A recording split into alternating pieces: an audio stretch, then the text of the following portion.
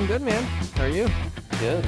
Back for another podcast, and we have an exciting topic to discuss.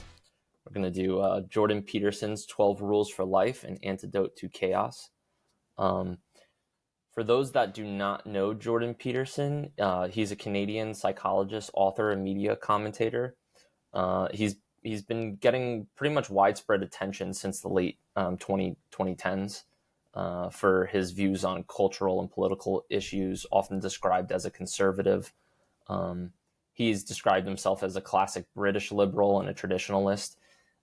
Being that he is a clinical psychologist, he studied at the University of Alberta and then also did his clinical psychology at McGill University, which is known to be as like the Harvard of Canada. And that's also the university my sister studied at. So he's come out with books since 1998 or 1999 with his first book, Maps of Meaning, The Architecture of Belief. He studies a lot of, all different clinical psychologists, but also a lot of different philosophers. He's also studies like in depth the Bible and the stories that you can pull out of the Bible and how they relate to current day, issues. He's also become very popular on YouTube with his different motivational videos.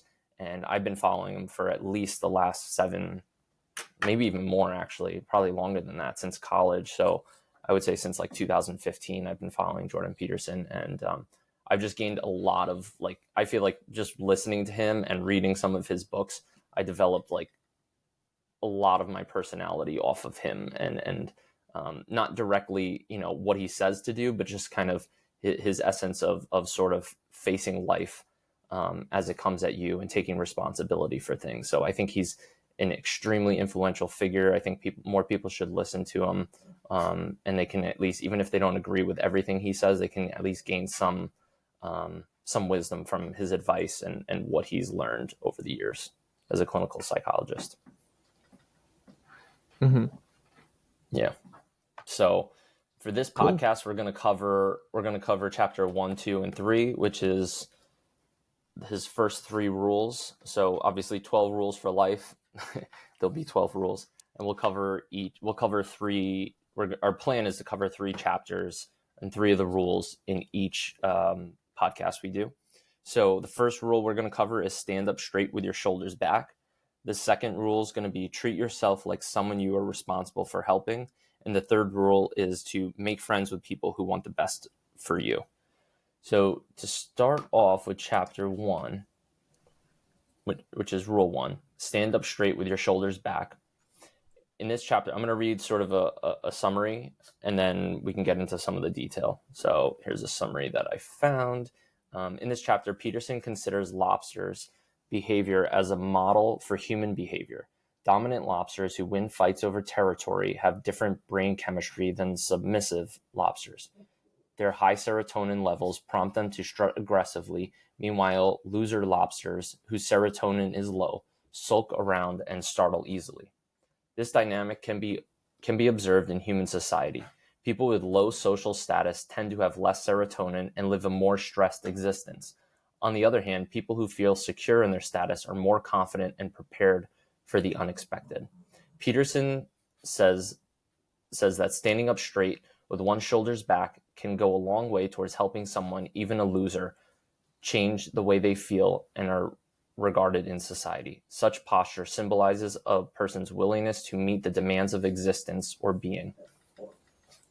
So this chapter really sets the foundation for all the other chapters, and the focus really is on lobsters, who are, one of the oldest living creatures that have existed over several hundred million years, and their brain chemistry is pretty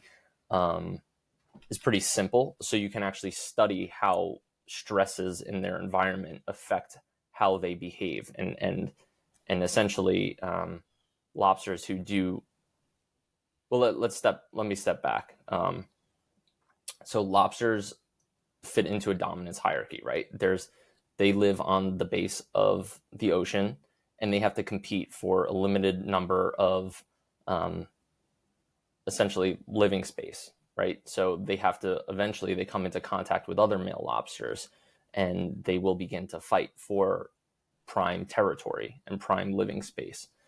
And in doing so, they're usually two lobsters will go head to head in sort of a combat ritual, right? And it will slowly escalate to the point where one lobster will back down or they won't. And if they don't back down, they end up getting into a brawl, and one of them usually leaves severely injured and the other one wins.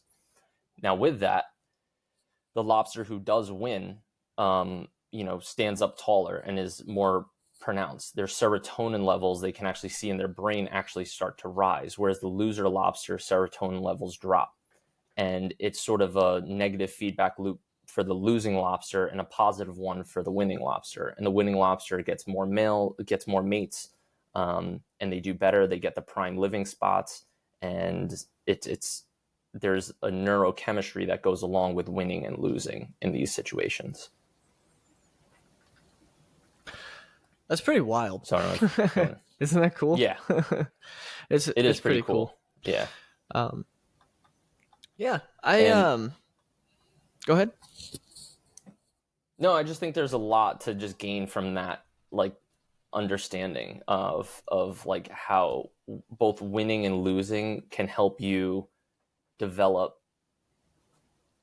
like positivity in your life. So like simple things such as, I just read a little bit of Admiral McRaven's book, and he's like a Navy SEAL admiral. He was, I think he actually led the Bin Laden raid. I think he was actually on like one of the helicopters that inserted into the Bin Laden's compound to take him out. And one of the first things he says is like, make your bed in the morning, right? And I know there's some controversy. People like think like, oh, don't make your bed. But his point was, when I read just chapter 1, was that like, you set yourself up for a day of success by doing that. Even if nothing else works out the entire day, hey, at least you made your bed, right? And just starting that process of just completing a task and doing well, it ends up having an effect, I think, on your brain in a subconscious level of like, all right, I have one success. Now let me build on this to something else. And, if you have 3 successes in a day, even if they're simple, at least it's 3 successes, right? And they can compound off of one another. And I think that's a lot of what Jordan Peterson hits on in this first chapter. Yeah. No, that's definitely the most important thing that I took away from this chapter was just that, in life, you like, and this is an essence throughout his entire book, is that you can't control everything. He talks more about that in the second chapter. But people that are generally unhappy, people that, may not be satisfied with their place in life, and they may strive to do better, but a lot of times they don't enact on it. Like, most people are dreamers in a sense, right? So they dream of like a better life or better job, better career, but and sometimes it's not always easy. Like, sometimes there's financial considerations that need to take place in order for you to maybe go back to school and do, it gets complicated. But the essence that he's getting at is that you can improve the quality of your life by building, by just making changes with small things that you can control. Habits, like healthy habits, are a really big part of that, creating a positive feedback loop. I know he talked about, in this same chapter, he talked about the negative feedback loop of the person who's too scared to go to the grocery store, and so then they never go back there, and then they get isolated more from society. So it's just counteracting that. It's creating positive feedback loops, and taking care of your body. Like, probably of everything that stood out in this chapter, the one thing that resonated with me more than anything was when he talked about your diet. People that, like, he did this big study, and he found that a lot of people who claim to have anxiety and depression, many of them skipped breakfast. And then those that didn't skip breakfast, they ate things like donuts and pancakes and waffles, and just a lot of sugar, a lot of carbs. Carbs, when your body breaks those down, they convert to sugar anyway. So you're getting these like glucose spikes from, consuming that type of food. So changing your diet, removing carbs in the morning, eating like a high fat, high protein first thing when you wake up, it sets, not only like, are you setting yourself up for a good habit of getting food in, getting energy and stuff like that, but you're also altering the chemicals in your body by not having a glucose spike. You're just, giving yourself a sustainable source of energy to carry you through the day. Mm-hmm. Yeah, so it's creating those positive feedback loops. Another thing that was actually, just to quickly touch on this, that I thought was interesting is he talked about infants, and like infants that are crying and whining are often like removed from a cycle. Um, but if you put them to bed, they have naps at the same time every day. They go to bed at the same time every day. You try to feed them as consistently as possible at the same times every day. Um, Generally, their behavior is a lot more stable and a lot more. I don't want to say bearable, but you know what I mean. They're not crying and lashing out as much. And those are like little, humans that don't even really have a conscious yet. So they're not able to perceive Yeah. stressors the way that we do or perceive the world around us. It just shows that in our almost rawest form as a human, habits and schedules and consistency can do a lot for you. Oh yeah.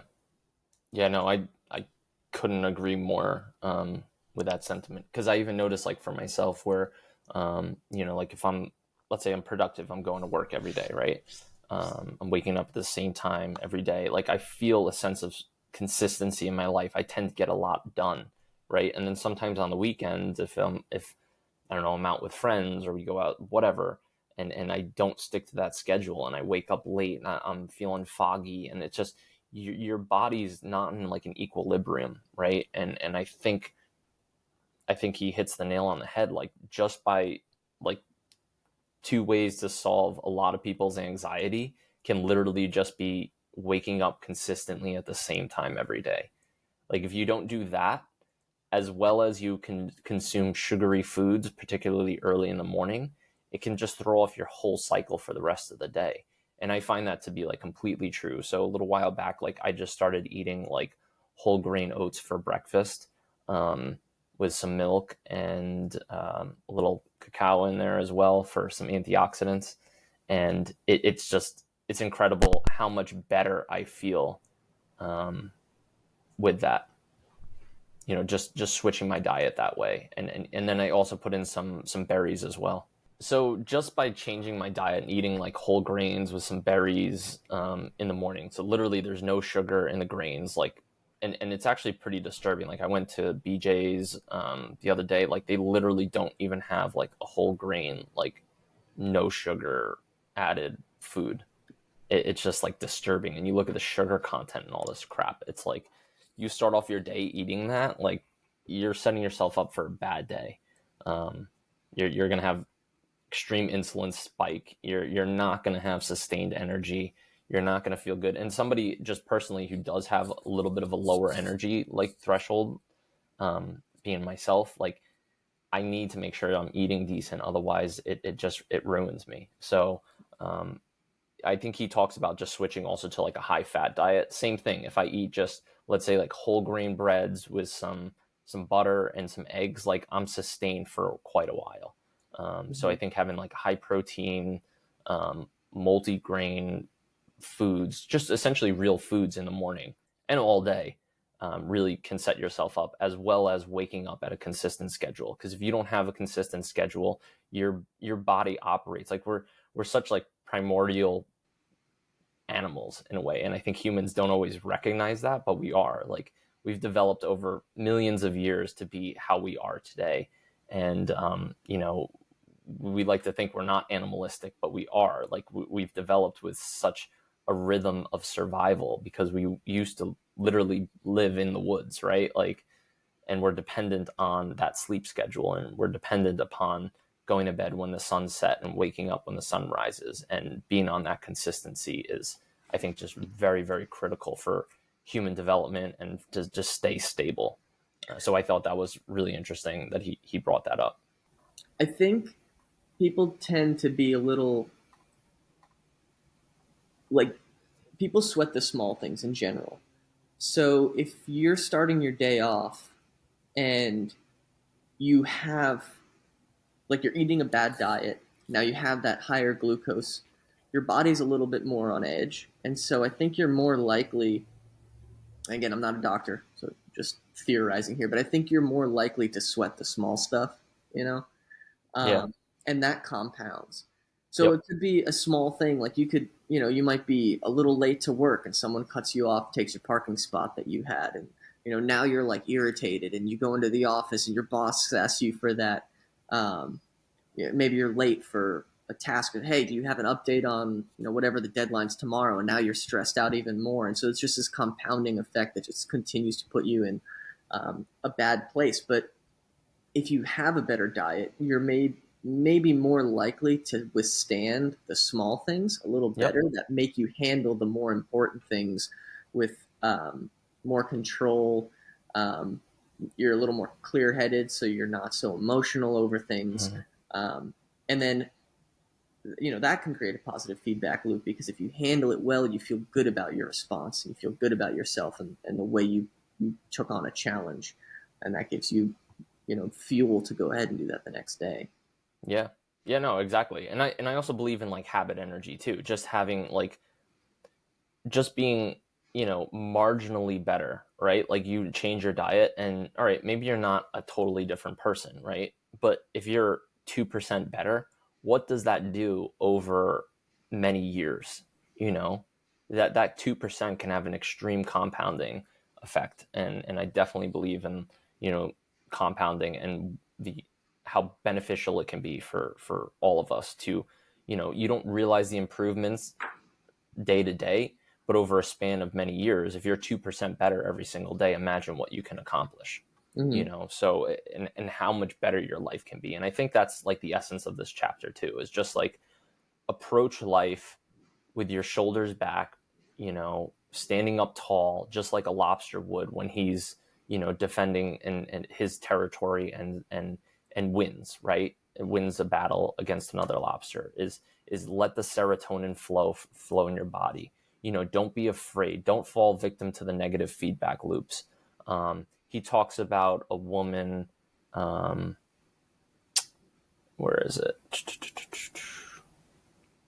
He talks about a woman. Essentially, the point is that this woman um, is afraid to like go to the mall, right? And because she's afraid to go to the mall, as she's driving, her heart rate starts rising up. And then what does she decide to do? She decides to turn back and go home. And then all of a sudden, her heart rate suppresses. She feels better. So now the mall is attached with danger and feeling anxious and upset. So now then she doesn't even want to leave the house. And then it becomes this fear of like, well, everything outside the house makes me have anxiety.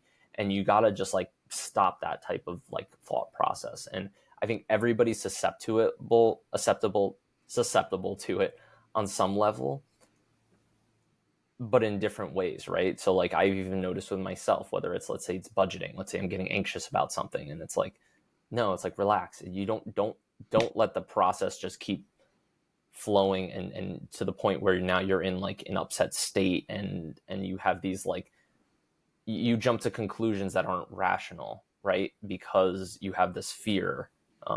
So it's better just to approach life with your shoulders back, face your worries, face your fears to some extent, and it will lead you to a better place. Mm-hmm. And it'll lead you to a more positive feedback loop so that you're not getting into that negative feedback loop that just escalates and gets worse for you. Um, he even talks about, which I thought was like very interesting, and I've heard in many other situations about the principle of unequal distribution, right? So it's also known as Price's law from Vilfredo. Well, it's Price's law, and then I also think the concept was first noticed by Vilfred Pareto, who noticed the applicability to wealth distribution in the early 20th century. So um, essentially, what this law states, Price's law, is that things lead to unequal distribution, right? So it's like when you think about classical music, there's four composers that everybody like talks to, today. Bach, Beethoven, and I don't know. There's a couple others. I'm not a big classical music guy. I enjoy it, but I don't know a lot. But it's true, and it's like only a handful of those like symphonies and compositions are what's played by orchestras, even though they've produced hundreds of works. So, and it's the same thing with authors. It's like the handful of authors sell like all the books, so it's fascinating that you get those unequal distributions, just by, and it starts off just by doing something a little bit better than the day before, just slight improvements, and you can develop that positive energy, that can propel you into a better place. And I don't think that's to say like give up because maybe only a handful of people are at the top of the game, but the point is that like work on developing skills so that you are better, so that you get into that positive feedback loop, so you become one of the top in your area, and you will be better for it. And it doesn't have to be something like drastic. It could just be, being let's say in my situation, I'm an accountant, maybe just being like one of the top accountants in central Connecticut. It's like, even that's a huge thing, but it could be even smaller, just trying to be like, the best dad on the block, like very simple things, can improve your life and can lead you to that better stance. It just depends on what you want in life. So, yeah, I think that was just very interesting and a good thing to be aware of. Yeah. I think that's great. Yeah. Do you want to? Is there anything else you wanted to touch on for chapter 1, or you want to? I'm just looking at some of my other notes too. I think also another just important thing, and then we can jump over into chapter 2. I'll just run through a couple like bullet points. Is the importance of like rising up, right? So be a little dangerous, and that's kind of what Jordan Peterson points out to. So like if you can bite, like metaphorically, you generally don't have to. When skillfully integrated, the ability to like respond with aggression and violence increases the probability that you won't have to act with aggression. So it's sharpening your tools, sharpening your mental self, sharpening your physical self. And by doing that, you actually won't fall victim to these negative cycles. You won't fall victim to having to really use your aggression. And I think that's a whole thing with martial arts. I think that's a whole thing with philosophies that promote well-roundedness is to sharpen yourself so you don't have to use your tools. Going back to the Revolutionary War, that's why we have the symbol of the don't tread on me with a rattlesnake, because rattlesnakes aren't aggressive snakes, but if you attack them, they let you know like to back off with their rattle, but if you keep approaching them, they're going to bite you. So I think that's like a beautiful example. And then essentially he goes into talking about some naive, harmless people view people as basically good and as force is wrong, and nobody really wants to hurt someone else. And I think a lot of people live in this world of like idealism where they don't realize that terrible perpetrators of crimes are people like themselves. And I think coming to that realization too is very important as well. Realizing that you do have the propensity for evil, you do have propensity for bad things, but you also have the propensity for good as well, and to focus on that good and to realize that like you have both inside of you. So become an educated, smart, useful person, and don't be fearful of standing up for yourself. And also another really important thing is your brain. The part of the reason why he talks about lobsters is that your brain has the neurochemistry to assign yourself a status in society. So that's why it's even more important to stand up tall and approach things strategically and strong and forcefully, because you automatically will subconsciously assign yourself a level in the dominance hierarchy, whether you want to or not. Dominance hierarchies, that's his main thing. Like in this first chapter, like dominance hierarchies have existed for millions of years. You're not going to change that today because society says there should be no dominance hierarchies. Like total bullshit. I know that's like a lot of what's talked about in today's world is like, oh, everybody should be equal. It's like, no, equality will lead us to a road of destruction. should there be opportunity for everybody who wants to pursue a better life and to become educated? I 100% agree with that. And I think Jordan Peterson would as well, but we shouldn't be all equal. And we all have varying degrees of backgrounds. And it's very important not to categorize people, not to label people, because everybody comes from a different situation, is suffering different causes, it has different burdens on them. So I think the point of this whole chapter is to,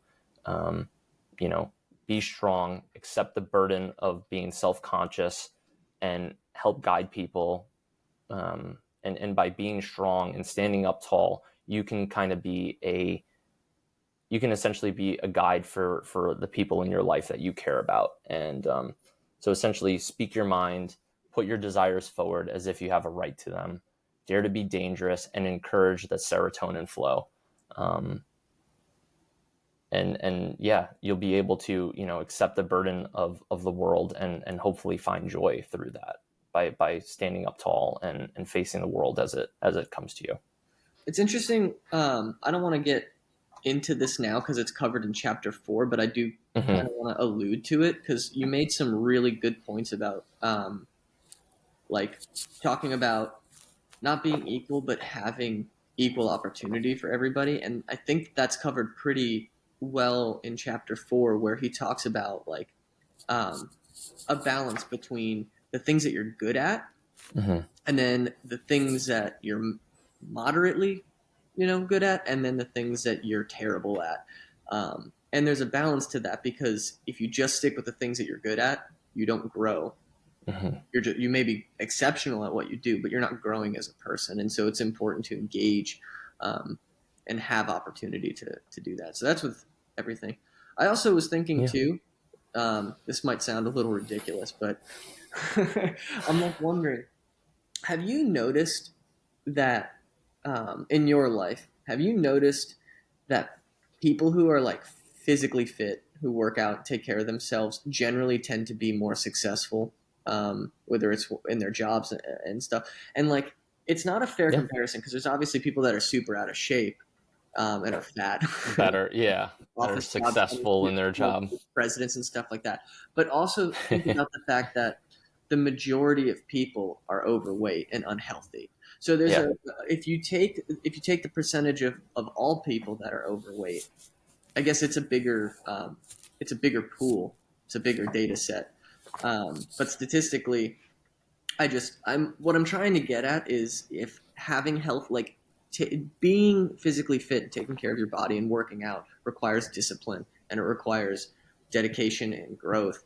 And I wonder if having that mindset where you start with working out, if it's, just like Jordan Peterson says, it fuels into other things in life. And so those people who, even though there's less of them, those that are more fit tend to be more successful, just based on the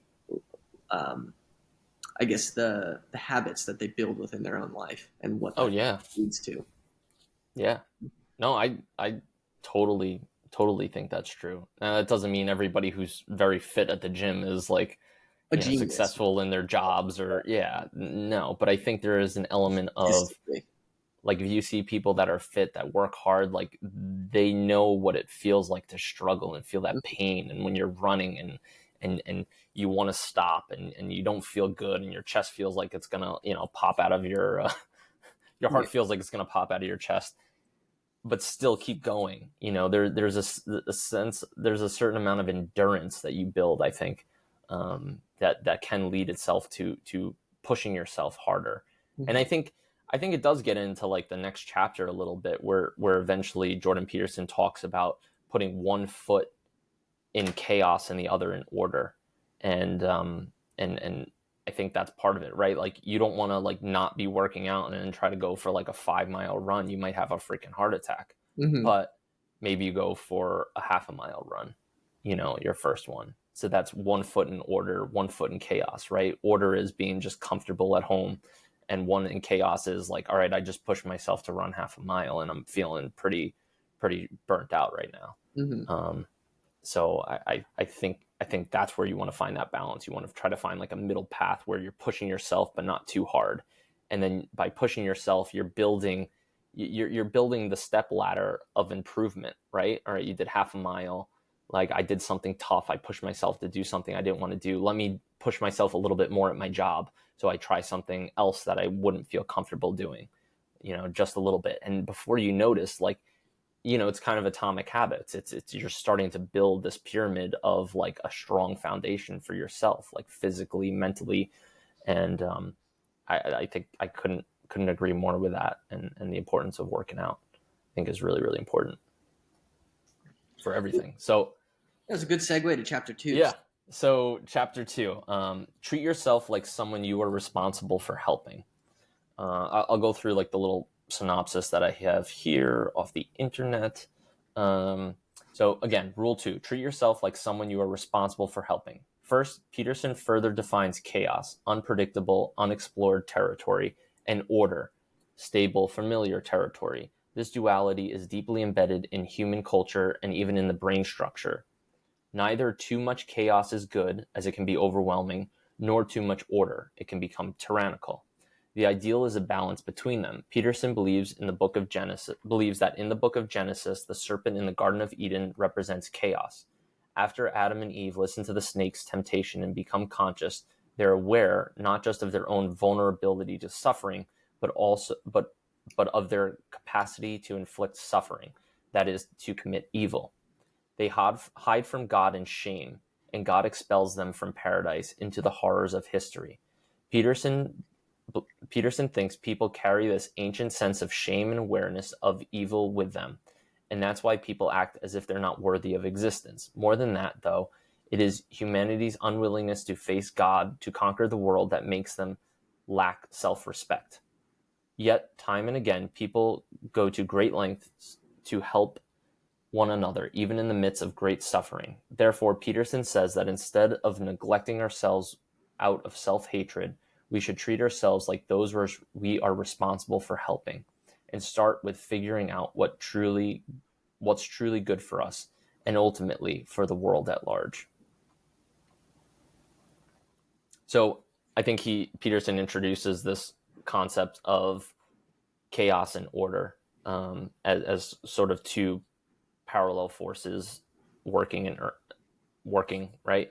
And biblically, chaos, order is represented by sort of the male masculine figure, and chaos is sort of the feminine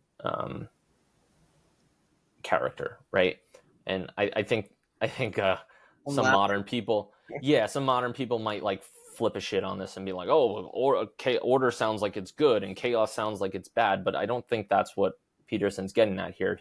Essentially he's saying like too much order can lead to tyranny, tyrannical. I mean, you've seen that, like Nazi Germany and these very like fascist, have led to terrible destruction. So too much order isn't good. Mm-hmm. And chaos and also that order comes from, in the Bible, it says he, right? God is referred to as a he. So it's a little more of a male figure. It's God the Father and an eternal judge. Men tend to build cities, are the one, or stonemasons, or tend to be the engineers, the builders, the creators. So that's more of like they have a little more order. They develop order and structure, whereas chaos is symbolically feminine, partly because things are born from the female, right? And originally they're unknown, right? So they come from the unknown of, like, who knows, miracle of life. It's a beautiful thing, right? Like, it can't be fully understood, and you don't know, like, if you are going to have a baby, you don't know what that baby is going to be like. You're coming out of like chaos in a way, right? And the source, the mother, the substance from which all things are made, that's kind of more the feminine. So I think that's what he kind of means by the two. And then he does go on to say that, like, women are also, the feminine is also more choosy. Most men do not meet women's standards, and that selection, women are choosy about who they pick as a mate because they tend to have to care for a child, and they want a man that can help support the structure of their family, right? So they become very choosy, and by doing so, they sort of dictate how society operates and what the future looks like. And that's a lot of progression, Peterson claims, is owed to women being selective of men. So I thought that was like extremely interesting, and I could totally see how that could be true. And we could talk a whole lot about modern young males and the struggle in society today, because I think that will become one of the biggest issues of our generation. There is so many good things to unpack. This Yeah. chapter, dude, this chapter is the longest one that I have notes on because it's just so much good stuff. But before, so it was kind of cool. We talked about that in a bit of a macro sense. One thing that I wanted to do just quickly while we're still on that mindset is talk about more a micro sense. So, like inward, applying this in your own life, right? So it says, Peterson generally says that men have a tendency to indulge in self-destructing and self-shaming behaviors, right? So it's normally the men that engage in this kind of chaos and fail to apply that balance of chaos and order, and what that might look like in your own personal life is like doing things where putting yourself in situations where you bite off more than you can chew, right? Which kind of just weighs you down. It adds burdens to your life. So, and we all do that. I'm super guilty of that, of just kind of saying yes to everything, or wanting. It's not even that I like I'm conscious of it. A lot of things excite me, and a lot of things sound like they're fun to do. And the next thing you know, you're saying yes to a bunch of stuff, or you get yourself Yeah. in too many projects at work. You're interested. Somebody has a question for you. You want to help them. But you got reports due, or like whatever it is. So it's just learning how, like, it's good to like the chaos side of it is like it's good to kind of push yourself outside of your comfort zone, do things that are new, try to grow as a person, but then also you should kind of evaluate your situation as best as you can, and be better at saying no, be better at applying that balance, and avoiding situations where you put yourself under that like self-destructing nature where something is going to give, whether you have to bail on a friend because you said yes, you've double booked, and then now maybe that person's upset with you or a little disappointed, and now you're dealing with that self-destruction, or you've cut yourself too thin at work and overpromised maybe, and now you have people disappointed with you for your performance and not delivering. And those are the self-destructing, self-shaming kind of natures that I pulled from this book, and you can mitigate that by maintaining a better balance and being more mindful of your balance and what's on your plate. Yeah, no, I couldn't agree more with that. I think you have people that don't, like, people that are overachievers and they try too much, right? So they're too much in chaos potentially, right? Because I think it's important to step back, because if you're, I don't know, I remember we were even talking about this with like doing the podcast. Like I was just going on, like, I spent like hours just looking up new books and different things we could cover. And it's just like, I was just, my mind was just constantly racing about different things. I'm busy at work. I come home, I'm reading, I'm doing things.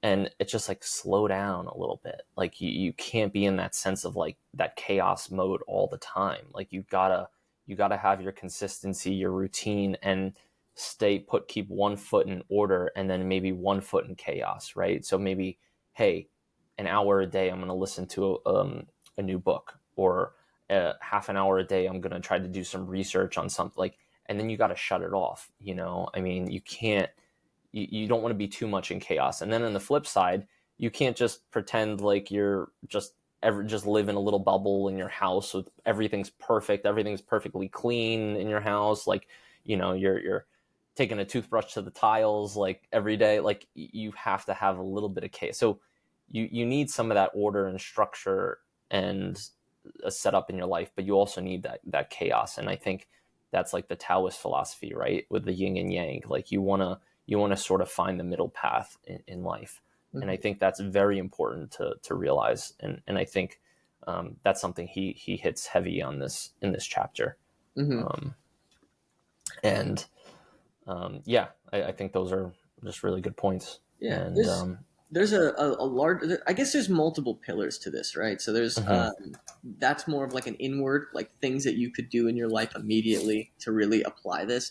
But then there's also there's like the outside factors, things that you don't have as much control over. And he talks about that too. There's a quote that I wrote down in my notes that says, "No matter who you are, a Kalahari desert dweller or a Wall Street banker, some things are under your control and some things are not.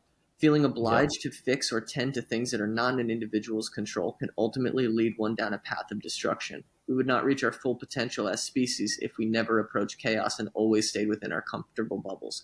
Yet we must know how to deal with it or not despair, and not despair when faced with it." So yeah, that's another thing too. Is like, you know, and there's, you can apply that as big as you want. It could be political. It could be whatever political policies are going on in your country. It could extend beyond that to global situations. Like wars, treaties. All that stuff. It could be a little more micro, like in your own company, if leadership is making a change that you don't agree with, or you're, just understanding that, like, I guess trying to maintain a level of control about how much you're going to let those things affect you, and maybe using, like, taking that level of control and determining like how much impact it's actually going to have, right? So like maybe something at your company is a little bit more in your control, so you can let that affect you a little bit more, and maybe try to influence the decision more by speaking up and things like that. But then when you get into global politics and things like that, like, you can have your point of view on it, but maybe don't let that control so much of your life, or bring so much chaos into your life that it's affecting you in other ways. Like trying to find a balance in mentally how much you want to deal with certain things based on your level of control over them. yeah. Absolutely. Yeah, you can't control everything. I think that's like kind of the Stoic philosophy, which may be something cool to focus on. That maybe in another book is like doing like Marcus Aurelius, or who's a famous Stoic, or some of the Stoic philosophies, because I think that's what it's about. It's like try to control what you can control, but outside of that, like you just have to approach life, right? And I think that's a lot of Peterson's viewpoint is like, yeah, there's things you kind of can control and keep some order of, but then there's things that you can't, and you have to just face those willingly. That's part of the human burden, right? And I think people people are ashamed. I think so. This chapter, it has a lot in it, because he talks about like Adam and Eve, and sort of like the story. And for people that don't know Adam and Eve, I'm sure everybody's pretty much heard of it, but if you haven't, it's like one of the first stories in the Bible. God creates Eve, Adam and Eve, and out of his image, right? And they live in paradise, the Garden of Eden, and they don't have knowledge of their sexuality. They don't have knowledge of their nakedness. They're sort of unawake people. And then Eve goes to the tree of knowledge, and there's a serpent there, which represents the devil.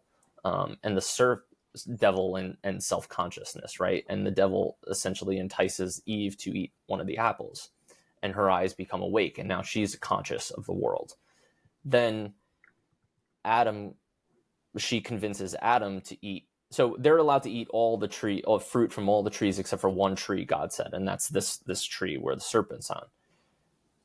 Eve eats the apple. She becomes conscious and awake, and then she then gives an apple to Adam, who, because she doesn't want to be conscious herself, right? She wants to share that consciousness with her partner. She gives the apple to Adam, and he also becomes awakened, and they notice their sexuality. They notice their ability. They're now able to look into the future and anticipate their own demise. And by doing that, they become godlike in a way, right? It's something that differentiates animals from humans. What makes us so special is that we can look into the future and anticipate what's going to happen, and we're conscious beings.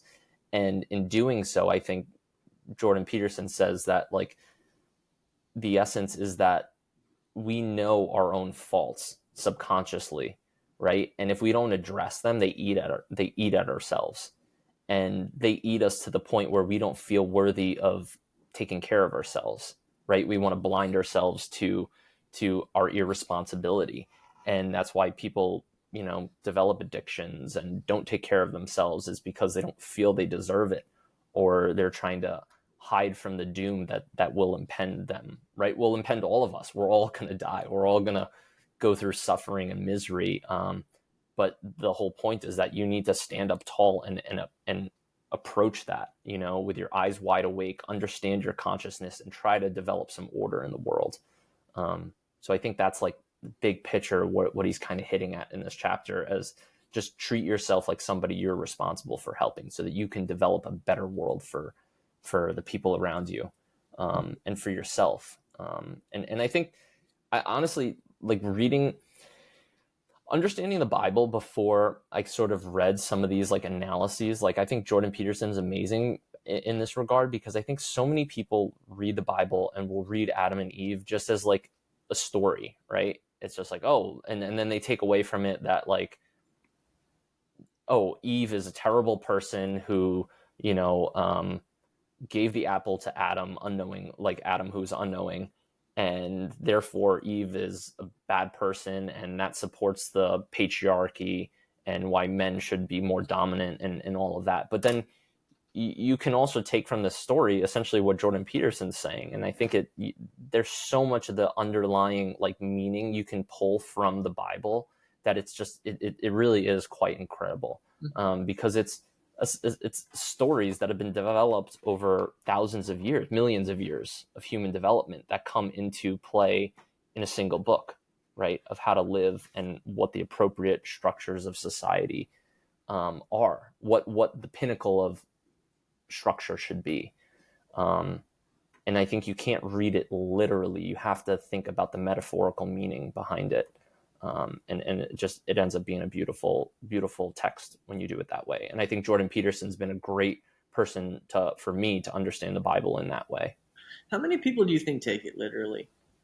Like, actually read the Bible and think that those stories are true, and not, because I've always now, I didn't grow up very religious. I wasn't someone who went to church every Sunday. So I learned about this through friends who did go to church and do that, right? So it's like a third. Yeah. But my interpretation of it was always like, they were stories that were meant to give you tools to live your life. But I have come across people who believe everything word for word, like those stories actually happened. Yeah. I don't know how to answer that.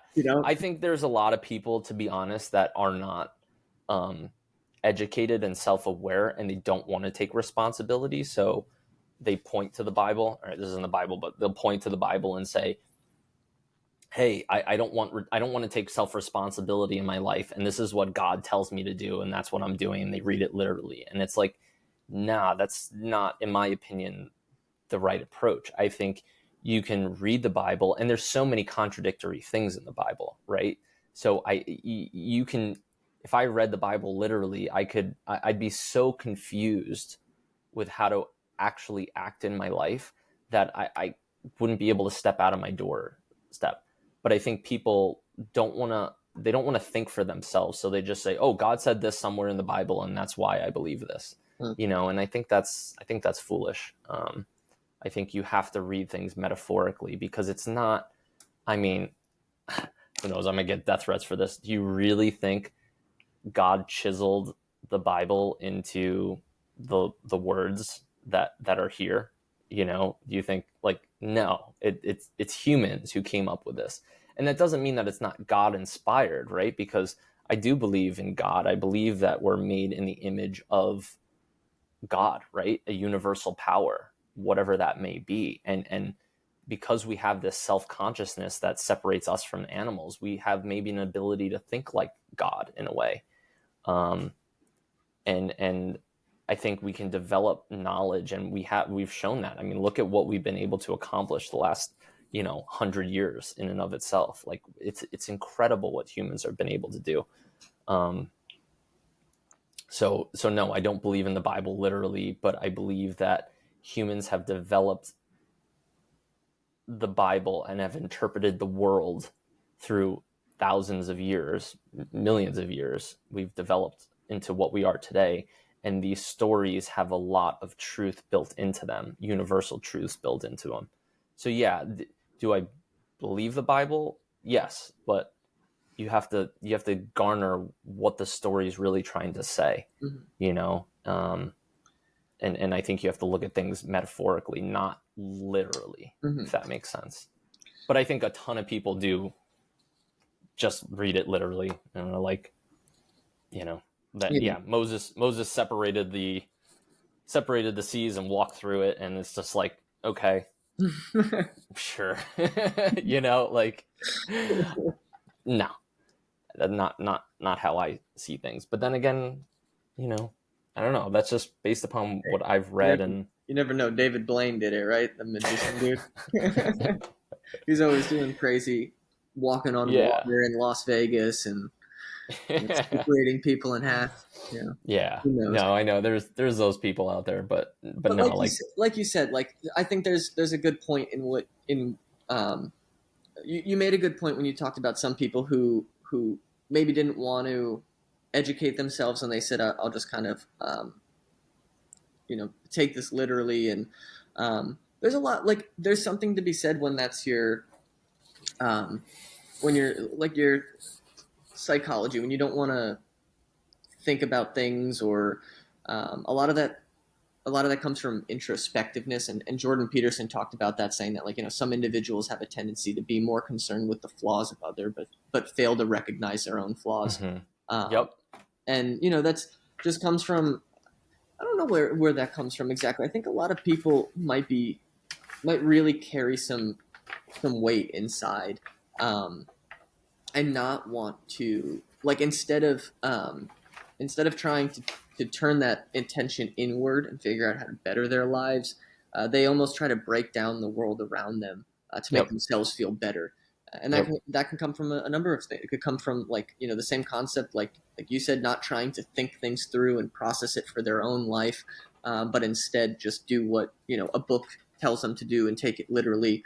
It could be, not paying attention to, like, the balance of chaos and order, right? Not paying attention to how they're balancing those two types of environments in their life, and then when they get themselves in a place of destruction, instead of turning inward and saying, hey, like, why did that happen? How can I prevent this from happening again next time? What could I do better? Learn from it. It's just like they start to overanalyze a situation and pick apart everybody else that was involved and try to bring them down with them. So they're like, okay, like, I don't share as much of a fault for this time around.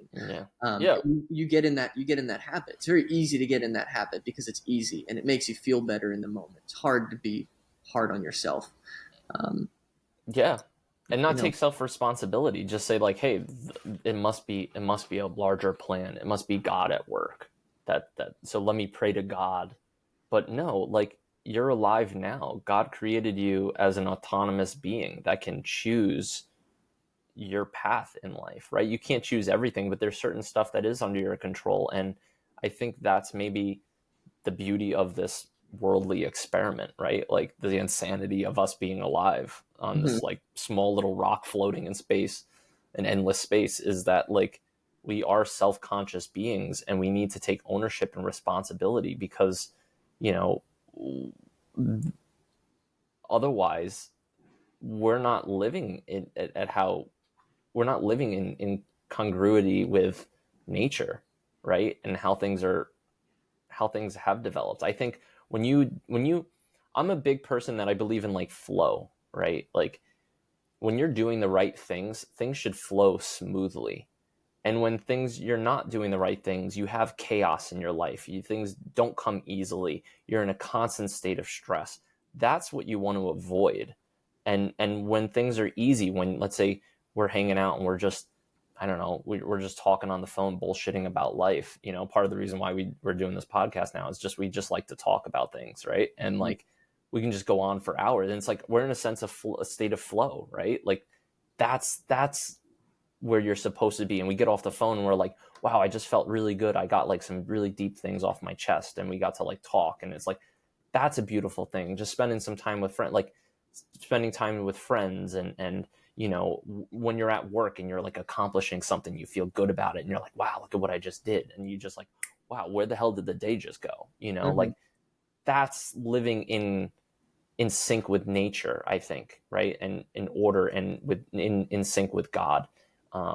So it's take responsibility. It's figure out what's going wrong in your life and address that and change it. Not just say, oh, God must be dealing me this hand. Um, Yeah. I don't know if I buy that. Yeah. I mean, I think it's hard because there are, I mean, people that get diagnosed with cancer or they, lose a loved one or, something like that. Like, those are such terrible and tragic things to go through. And the people who have to go through it, they never asked for it. And the people Yeah. and the loved ones that they have never asked for it. And you have to kind of deal with that. So I think that, um, I don't know. I guess what I'm trying to say is maybe those situations that you have less control of. That's the side of Jordan Peterson talking where he says, some things are in your control and some things are not, right? But um, if you look around the world and you see people that are really successful and they're driving nice cars and they're taking great vacations, and then you look at your own life and you're like, well, like fuck, dude, what's going on here, right? Like that's something you can control. Start thinking about like what habits have you got? Are Yeah. you applying yourself at work? Are you happy in your job? Is there something that, maybe you'd have more passion for, but you didn't go for it because of reasons X, Y, and Z, right? Those are the things that you can take control over and say, Mm-hmm. like, what? Fuck it. I don't care that I'm 40 years old. I'm going to go back to school and I'm gonna get my degree in this, and I know this person. I already have a in, or maybe I don't know, but I'm gonna apply. I know all the companies that have these types of jobs. I'm gonna apply to all of them until they Yeah. they find something for me, right? So it's like again balance between chaos and order, and like honing in on those things that um, you can control and you can do something about, and Influence. then actually following through with it. Yeah. Yeah, no, I think that that's a beautiful way of putting it. I think yeah. Yeah. And no, I don't know. I'm Yeah, I don't know. stumbling a little bit, but I think you hit the nail on the head there. Yeah. With just approaching things as fixing things that you can within your life and being open to change and being open to addressing and being awake and realizing self-reflecting, right? And I think that's part of what like Peterson talks about, like people who don't self-reflect don't feel that they deserve it, and so they turn to drugs and they surround themselves with bad people, and they don't subconsciously they don't feel worthy of improvement. Mhm. And that's just a terrible cycle to be in. Like you are worthy and you should try and you should self-reflect, and only the deepest darkest secrets of yourself, and you need to get them out of you one way or the other. And sometimes they're subconscious, you don't always realize them, but you need to dig. And when you dig, you can start recognizing patterns of behavior that are destructive for yourself. And that's what I think God like created humans this way, because to develop, let's say God is good, right? That's our thought process, generally speaking, across many different cultures throughout many, many years, thousands of years, is that we have this perception that God is genuinely good, or is looking out for humanity. And when humanity strays, sometimes we get reprimanded. Um, so I think God created us in this way, a conscious being, because if you don't develop true goodness from having free choice, what do you have? You need to have free choice, right? Because if you don't, what are you accomplishing? Where does the meaning in life come from? And I think that's what like Peterson gets into, like our unwillingness to grow, essentially, is like Adam being ashamed of hiding when he realized his sexuality, like, and ate the apple. He hid from God and he was ashamed, and he felt fragile and he didn't want to address God for what he did. And it's like, that's the wrong approach. The right approach is to burden the shoulders of suffering, like burden on your shoulders the burden of suffering. People, there's daily heroes Peterson talks about, like throughout the world, that go unrecognized, right? Just dealing with an illness and getting up every day and just still going to work, like that is meaning. That's walking with God. That's developing, you have the choice of saying, I'm disabled, I can't go. And I don't mean to shine light on people that are truly, truly disabled and can't, but there's many people that like could be disabled that are still working, still providing for their family. Like I saw at my old job, this guy in accounting, it was sad. He had one of those like colostomy bags, I believe. And he was just like the epitome of unhealthy. I mean, the poor guy, I think he had like cancers. He's been in and out of the hospital. I think he even had a heart attack like at our office. Like this guy was literally had to like empty his bag of crap because from his like stomach, because he couldn't even like get to the bathroom, and his bowels were like removed. And it's just like, holy shit. And this guy, and I saw a picture of him and his 3 kids, and I'm like, this guy's still going to work, every single day, and trying to do his like serve his clients. And like he was just in the hospital yesterday, and he's back at work like trying to like make a living, and like he worked until he like died. I found out he ended up passing like soon after I left, and it's just like, wow, like that is a freaking hero right there. And that's somebody who like aspire, it gives you those like tingles in your arm and in your chest. And it gives you this like just even talking about it right now, I feel a sense of like energy rising. It's like, that is godlike, right? Mm-hmm. That's God working through us. That's developing meaning through suffering. And I think that's what's like such a beautiful thing and makes life worth living is those learning those lessons and following those types of people. It's like, wow. And they're around us all the time. So we are important. We need to be self-critical of ourselves. We need to look to other heroes that are suffering and work on ourselves, because we deserve it, and we deserve it for the people around us. If you care about the people around you, you need to take care of yourself. Yeah, I think that was beautiful. That's a really, really like powerful story. That's cool. And it's something that maybe most people won't even talk about, right? But I just talked about it now, and it's just like, wow, like, just thinking about it, like you take it like for what it is. It's just like, oh yeah, this guy's just sick and he's coming into the office and I'm busy and I'm doing my thing on my computer and whatever, he's in the other room. Like, it's like, no, like think about that for a second, like step back, reflect, that's a beautiful thing. And you know what, that guy probably surrounded himself with good friends and had a good family, family that made him feel good. Like, what you're doing is really special, and you're getting up every day, and they're fueling his desire to get up and go to work every day, despite everything that he's dealing with. And I think that's, that's the whole next chapter, So. Yeah. So I think that pretty much sums up this chapter, is treat yourself like someone you're responsible for helping. Because it's not only important for your own self, it's important for the people around you, and you deserve it despite being a conscious being. Focus on yourself, improve yourself, and dig deep inside to figure out things that you need to improve so you can walk with God, essentially. Mm-hmm. Cool. So rule 3. Do you want me to do the synopsis again? Yeah, go for it. All right. So rule 3, make friends with people who want the best for you. Make friends with people who want the best for you. Peterson reflects on old friends who seem to get stuck in life, repeatedly seeking out companions who weren't good for them.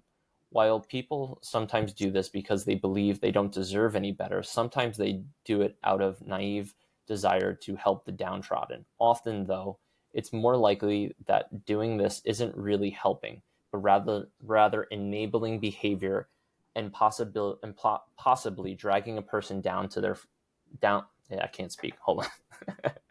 Often, though, it's more likely that doing this isn't really helping, but rather enabling bad behavior and possibly dragging a person down to their friend's level. In cases like this, it's often more effective to live your own life well and lead by example. And in doing so, it's healthy, not selfish, to surround yourself with people who will cheer you on and encourage you to be better. So yeah, I think the point, generally speaking, is make friends with people who want the best for you, and don't always try to help the downtrodden, right? And I think he goes on to, I mean, if you want to take away the kind of some of your points from the chapter. One of the main points I think that was, it kind of sums up the idea or the principle behind this was Jordan Peterson talks about ill-mannered kids, kids that are not behaving great in school. They maybe are a little distracted and have disciplinary issues and things like that. And he said generally when those kids are grouped with kids that do behave well, they have the other kids, the well-behaved kids, tend to mirror the behavior of the ill-mannered kids, not the other way around. Yeah. And so there's this idea of, and we all see it. I'm sure many of us have grown up and have friends, or when you're in high school or in college. There's always that crowd that's not, like, the best way to put it is, like, if you were a parent, you wouldn't want your kids hanging out with those kids, right? And you've also seen, like, I've seen kids that were in middle school that were like really nice and kind of sweet, good, well-mannered kids, and then they get involved with the wrong people when they're once they get to high school and they get to college, and they kind of go off the rails, and it's sad. But you are a product of your environment, and who you choose to be around is going to be a big influence on you. So I've seen that both like a practical, like firsthand, experience, and then Jordan Peterson talks about it more clinically, which is cool. Yeah, no, I mean, it's very important who you surround yourself with, and I mean, Peterson sort of talks about a friend of his, Chris, and then Chris's cousin Ed, and he talks about how Chris was a very intelligent, smart person growing up. He was like funny, he had a good sense of humor, but then as he started getting older, like he started just exhibiting more traits of like nihilism, like not really caring. And he used this like truck as an example. Like he'd have all these dings on his truck and he'd like never get them fixed. And like he was just kind of, you could see the embodiment of like not caring about the world and not caring about himself just by looking at his truck, right? And that's not to say if somebody has an older car and they can't afford a new one or whatever, it doesn't mean that like they're not good people. But the point is that he took a truck that would and he'd constantly be breaking it, constantly be having problems. And it's like, you got to address it. You need to take responsibility for it and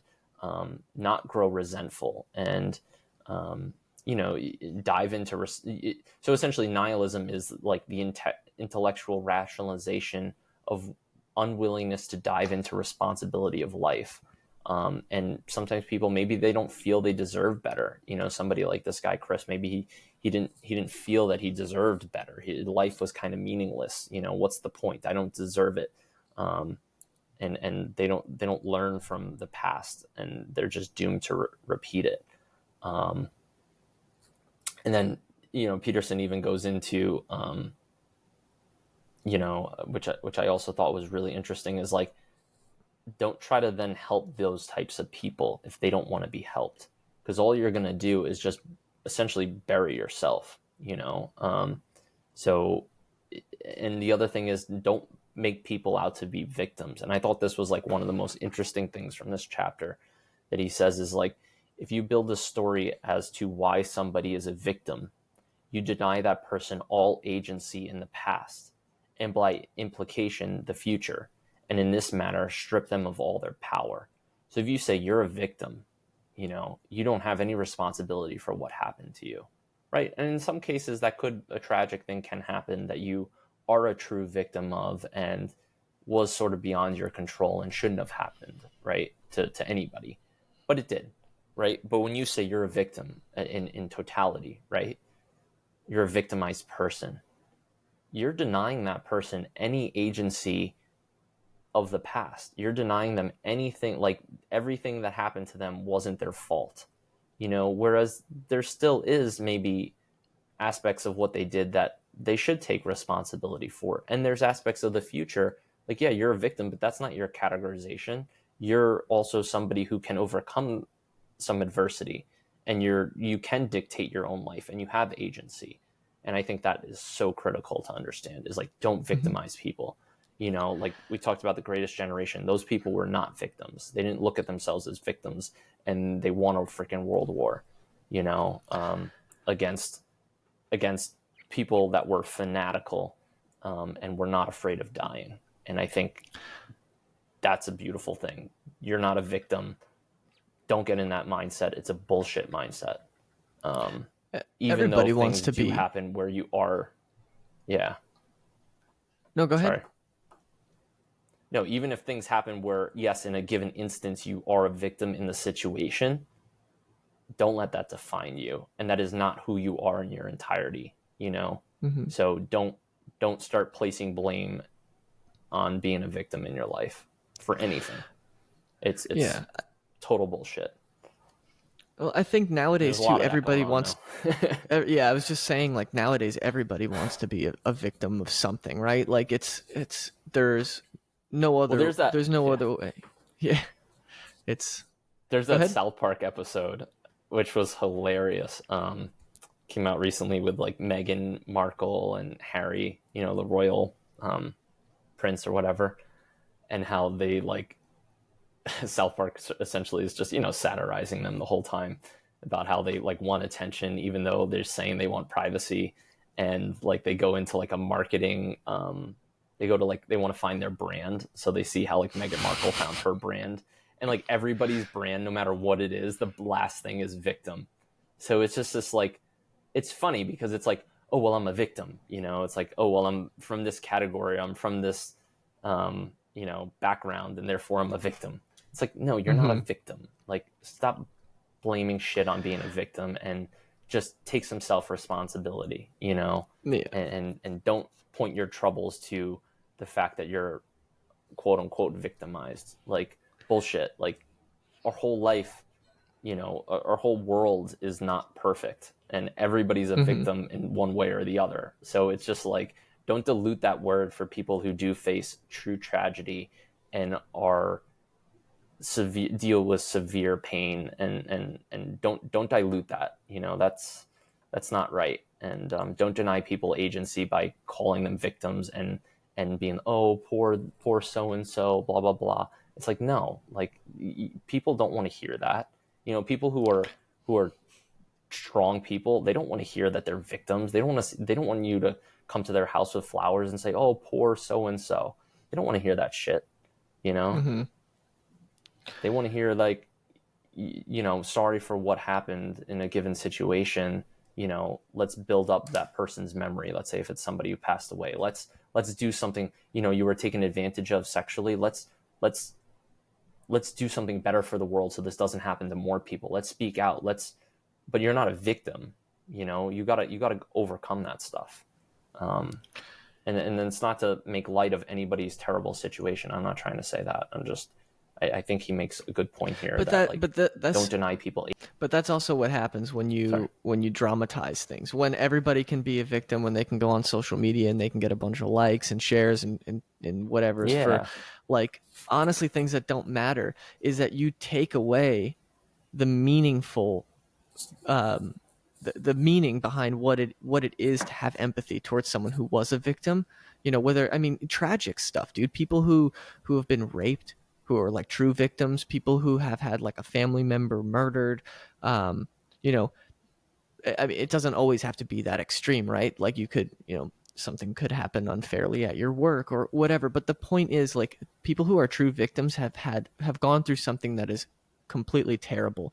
When you are not truly a victim, but you're wanting to be a victim to almost make you feel better about yourself inside, like you have people's compassion and people are on your side and they have your back, right? Like, one, it's selfish, and two, you're diluting the meaning behind it and you're taking it away from people who are true victims, which is a problem. Yeah.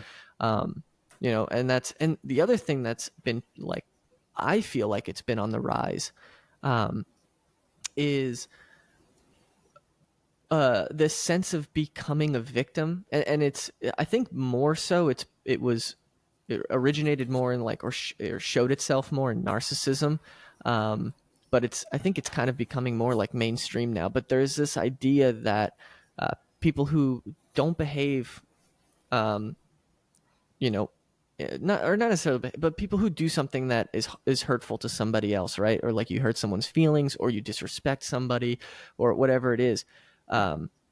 There's this sense of wanting to hide behind victimhood, like turning the situation Yeah. back around. Like, hey, you said something that I didn't really like. Well, you said this fucking months ago, right?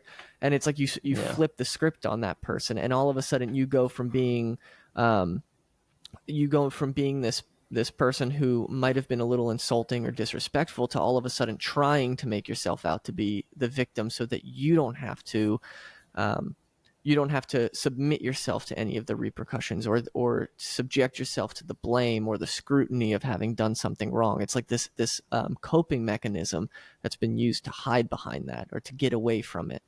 And Yeah. I'm seeing more and more all over, like in all sorts of situations. But that's another way. Yeah. It's like You're not, yeah. it's Sorry. weaponizing victimhood. Yeah. And you're not shouldering the responsibility. And when you do that, you're pointing the finger outside of yourself. And the world is never going to improve, and your situation is never going to improve when you point the finger. Um, it just won't. And there's that saying, right? Like, you point the finger at somebody, and there's three fingers pointed back at you, right? Mm-hmm. Sorry, I'm doing like a gun, whatever. Like, three fingers are pointed back to you. So don't point your fingers at other people.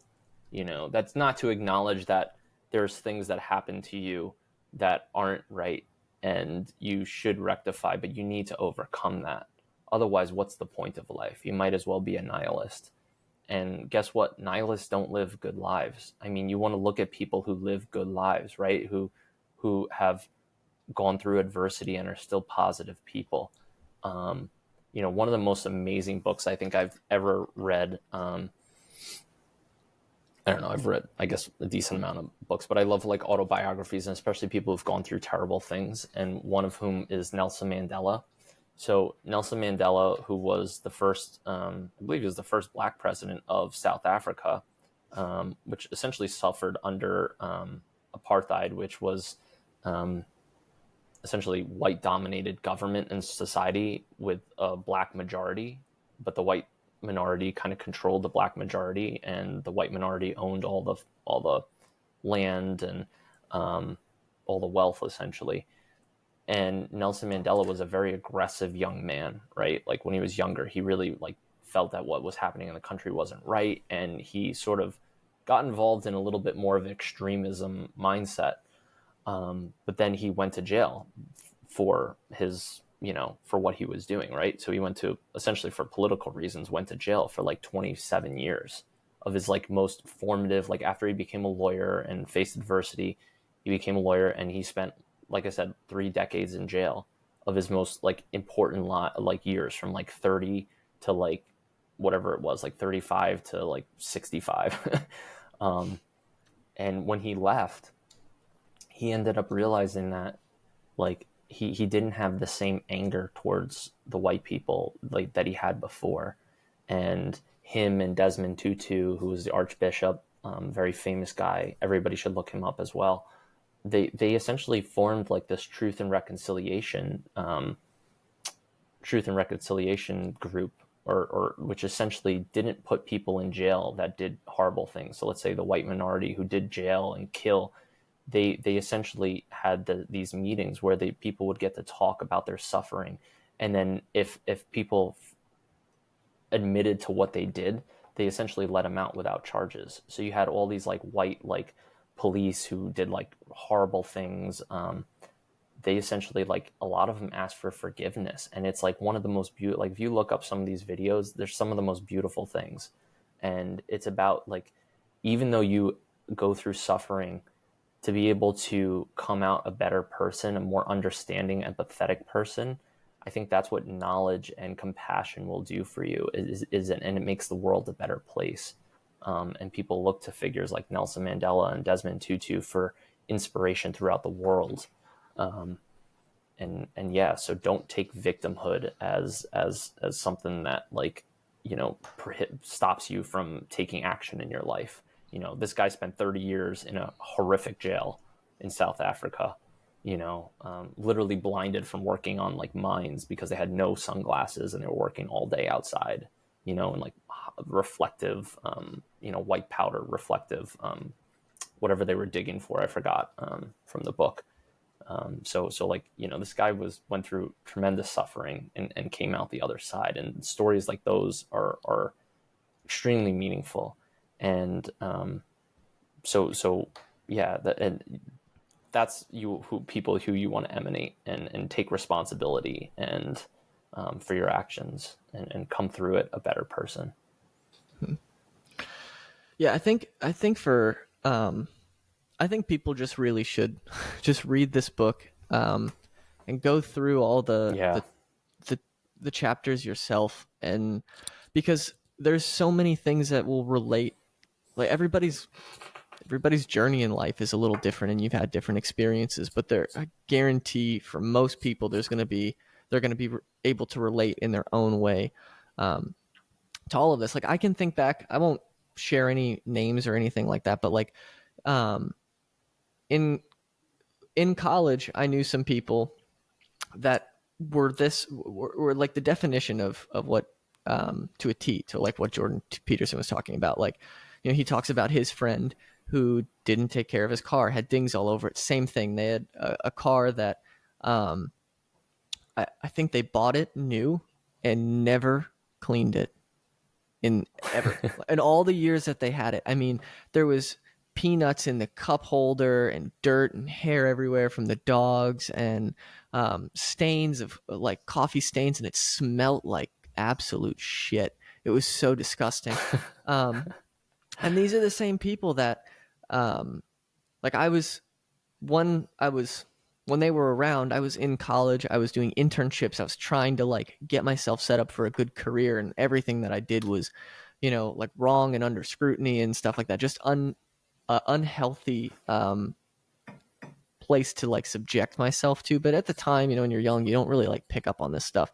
But I'm like looking back on it now as I'm reading this book, I'm like seeing all of these traits that Jordan Peterson was bringing up, and I'm like, oh my god, that was that person, and that thing happened to me, um, and like talking about like constantly judging other people. We talked about that in the last chapter, not judging themselves, not looking inward, and you know, like this, not having this balance between order and chaos, and being, leading yourself to a place of destruction. Well, like I look back at that now, and that family's divorced.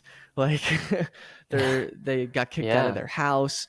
The the the wife had to go get a job, which that's probably, I mean, the worst thing that could have ever happened to her was that she had to go and work. She's like kind of one of those people. But it's just crazy, because had I read this book when I was younger, like the writing was on the wall, and maybe I would have been like, holy shit, like I see what's going on here. This is not good. I Yeah. got to get out of here, but you're Yeah. misinformed, and you kind of, you got to learn the hard way. But he even says, Jordan Peterson even says in the book, like, it's not easy to surround yourself with good people. There are more toxic people in the world than healthy ones. And so this is like, I've taken this along with life experiences and things like that, like taken these principles in this book, and like I use them to arm myself with, is like, you go through and you meet new people, and you figure out who they are, and be brutal, make it difficult. Make like if you were like a business or a university or whatever, right? Like, and you have a low acceptance rate, like that should be your acceptance rate for friendships. Like, make it a low acceptance rate to have friends. Set the bar really high, and have good people in your life that want to support you and want to see you Yeah. do good. And he talks a lot about that in this chapter. But yeah, I don't know, this chapter, I started to kind of tie all the other two chapters in previously, and like think about some things in my own life, and um Yeah. I don't know, maybe for me it relates really well, and it's there's really, really good points that are made. Maybe it won't relate with everybody, but I think most people who've lived long enough are going to be able to relate to this stuff, and really make their lives and their relationships better by just adopting a few simple concepts. Yeah. No, I totally agree. I mean, he delves into like just chapter by chapter, like there's so much you can talk to, and I mean we're skimming the surface. I almost feel like it's like um what's his name's book, Ray Dalio's book, like there's so much like good stuff packed in here, and there's even more in here because like no joke, I mean you could spend 3 hours just talking about Adam and Eve. I mean, so there's a lot of heavy stuff, and like this isn't the first time I've read this book. I've read it before, and I'm still pulling stuff out of it, and I'm reading it with the lens of who I am today, than versus who I was 5 years ago when the book came out, or however long it was when I first read it. And yeah, I just think I couldn't push another book to somebody who's looking for some self-improvement in their life. I think this is a great foundation for it, and these rules are really good. And I think everybody could use some of the rules. And with this chapter, the third chapter is make friends with people who want the best for you, and that takes us a little bit of humility too, because you have to be able to. And I know it's just human nature, right? You want to compare yourself to others. And if you see somebody who's doing better than you or knows more than you feel like a little, I don't know. I know I do. I think most people probably would. You feel a little bit insecure, especially somebody who strives for better, right? Who wants to be better, who wants to learn. Like you see somebody who seems smarter, who seems stronger. It's like you feel a little intimidated, but that's a good thing. And you should look forward to that. You should look forward to finding those people and listening to them. And I know I struggle with that to some extent, because it's easier to have friends that are lesser than you, right? It builds up your self-esteem. You feel better about yourself, but what are they adding to your life? And you don't want people that are nihilistic in your life, because they will tear you down. And in Jordan Peterson's book, I mean, his friend Chris killed himself in his 30s, and because he had this nihilistic outlook on life and didn't feel that he should take self-responsibility. So totally agree. And I think you made some, I think we both made some good points, pulling some of this data out of and thoughts out of this book and applying it to our lives. And I think everybody could do that, like you said. Yeah. I mean, even like, if you look at successful people, right, a lot of them don't have they have a massive network, but they don't have a massive friend group. Like their friend group is small, and usually pretty, secluded. And that obviously, when you get to that level, obviously that's for different reasons, right? I mean, if you're successful and you have a lot of money and a lot of connections and stuff, people tend to want stuff from you. You tend to have you're successful, and all of a sudden people from your childhood and your high school that you went to are coming out of the woodwork, and they're like, hey, I want a piece of the pie.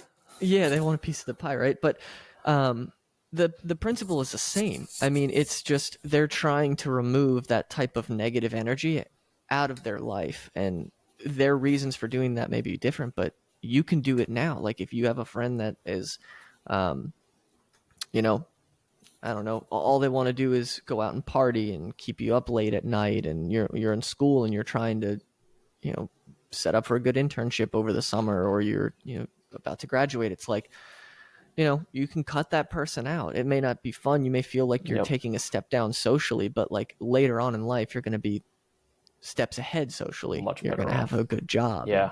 And, Yeah. So it's the same principle. That's all I'm saying. And it's not selfish to do that either. And I think Peterson says that as well. Like it's not selfish to put yourself first and to cut people out of your lives that are not leading you in a good direction. And, and how important it is to not help people that don't want to be helped. I have a decent friend who, we went out on a trip with, you may know, I'm not going to say names or anything like that, but we went out together, as a group, and this individual was very lost, and I tried to give him suggestions, gave him some books to read, gave him some different pieces of advice that I think could help him. And the next summer he was the same. and next summer we met up and hung out again, same issues, same problems. And I'm like, you're not helping yourself. And that's pretty evident. And if you're not going to help yourself and you're in a worse state now, where you're doing drugs and other shit, like, that's enough for me. Like, I can Mm-hmm. say my piece. Like, I tried to help you. I'm here to help you if you want to help yourself. But if you're not going to help yourself, just like Carl Rogers says, who was a famous psychologist who essentially deemed it impossible to help somebody who doesn't want to help themselves, you have to walk away. Mm-hmm. And so many people are martyrs for their children, for their spouses, for their cousins, for extended family, for friends, where they're trying to help people that do not want to be helped. And they don't want to be helped because it's pretty evident in the decisions they're making in their lives. And I'm like so adamant about that. Like, if Mm-hmm. you do not help yourself, if you're not putting in the effort, I am not going to waste my time and limited resources on helping you. Full stop. Mm-hmm. And it gets complicated because people do have mental illness and other factors that play into it. So there are times where you do have to help people that don't have somebody else to turn to.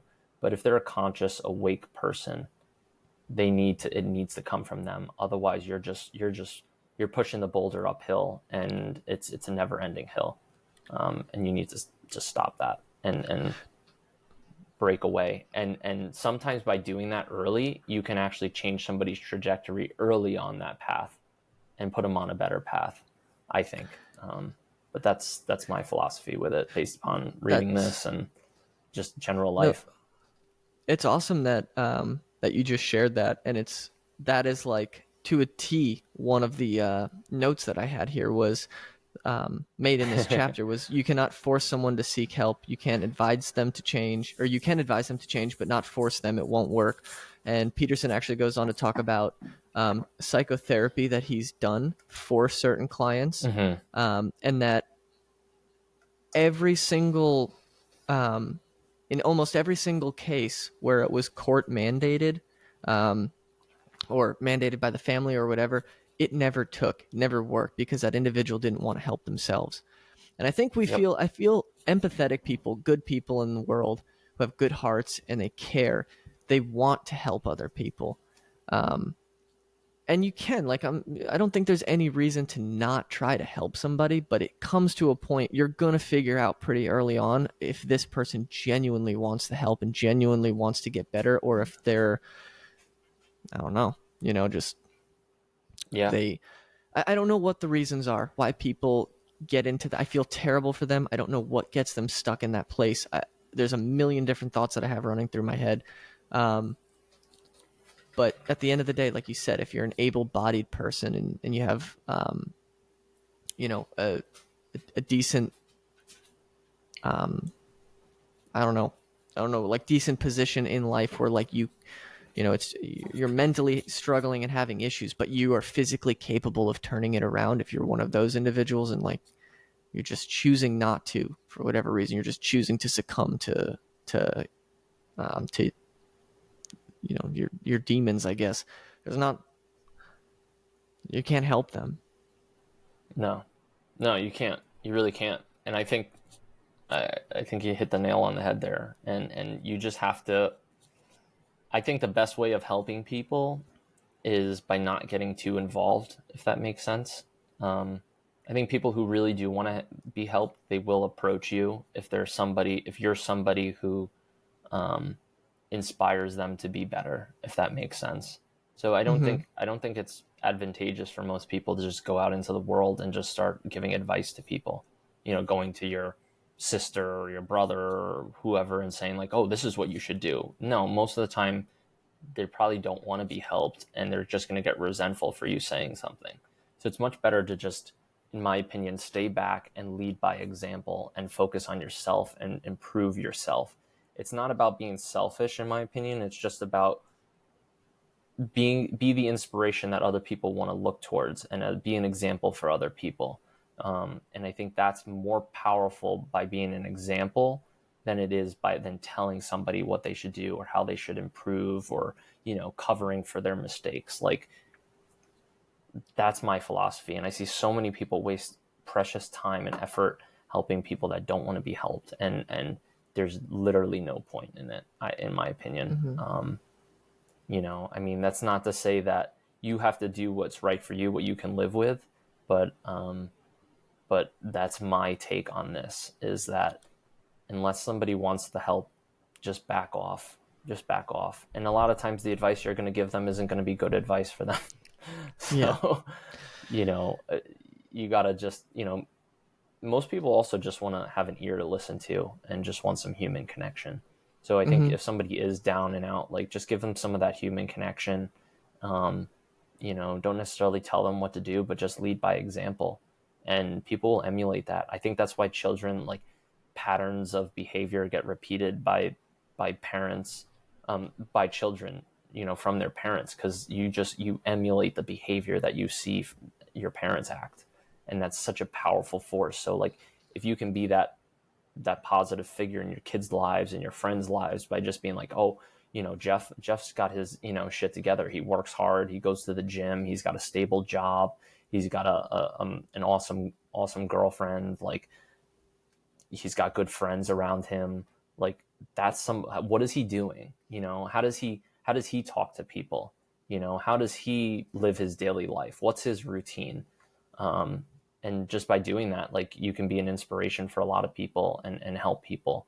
And it's often better just doing that than just going around and telling people what they should and shouldn't do, And with that too, it's important to maintain, like, a healthy, like, a mindset, because if you are that type of person, if you're able to fill that void in life, right, and you become the person who gets the good job, and you're taking care of yourself, and you're accomplishing things in life, there's gonna be people who are jealous of you in that, and are gonna try to bring you down and talk badly about you, and and that could be like, I'm sure many people can relate to, like, being in a position in a company, right, where there's somebody who works really hard and gets the promotion that everybody else wanted, and then all of a sudden team members start to kind of, you know what I'm saying? Like, that's an easy one to relate, because it's like, well, they feel that they deserved it, so they start to resent this person because of the good things that were happening to them. And so if that is you and you're going through that, that's, like, again, where you have to take Jordan Peterson's advice and cut those people out. Find the people that are happy for you. Yep. Find the people that want to encourage you to achieve even more, even, despite what you've, already accomplished, and trim the fat, so to speak. Yeah, no, exactly. And be a good friend, and a good friend is somebody who wants the better for those people around them. And, just be authentic. I think that's kind of a good way to end this, is just, like, be authentic, stand up with your shoulders back, treat yourself like someone you are responsible for helping, and make friends with people who want the best for you. And those are 3 amazing rules. And, face life with your eyes wide open, and shoulder the burdens of this existence, because the alternative is just harder to bear. So, do your push-ups, exercise, become mentally sharp, study, read, eat do well, all those things, all that stuff. Yep. Yeah, that's one thing I'm really looking forward to doing the other sections on this book, because it's one of the few books that's, like, it gives you the tools to start living a better life, but then it also gives you the tools to maintain that, because it's more than just getting things up and running. It's like, once you have it up and running, it's how do you deal with what comes after that, and this book continues to provide that. So I think that's cool. Awesome. Peace, everyone.